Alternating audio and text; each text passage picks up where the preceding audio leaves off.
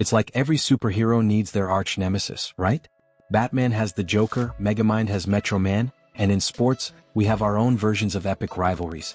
Take Caitlin Clark and Angel Reese for example. These two basketball stars have been compared to none other than Taylor Swift and Beyoncé because of their perceived rivalry.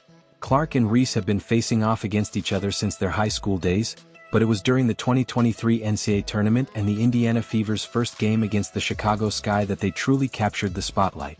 This showdown drew in huge numbers of viewers, making it one of the most watched women's basketball games.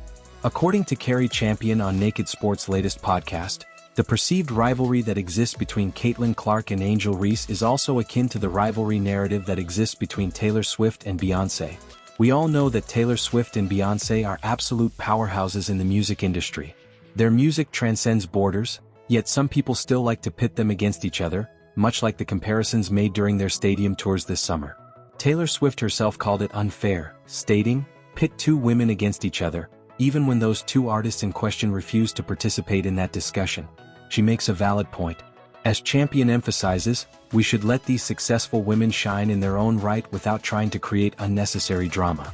Suzy Exposito also chimed in on the podcast, asserting, "I think with these very public rivalries that happen to be like vicariously lived through by fans, there's a tendency to pit women against each other." She hits the nail on the head. It seems people struggle to accept the idea of two incredibly talented women coexisting without framing it as a competition. The comparison of Clark and Reese to Swift and Beyoncé goes beyond talent. It highlights the unnecessary rivalry narrative that often surrounds them. They are often set up to compete against each other when they should be celebrated for their individual accomplishments.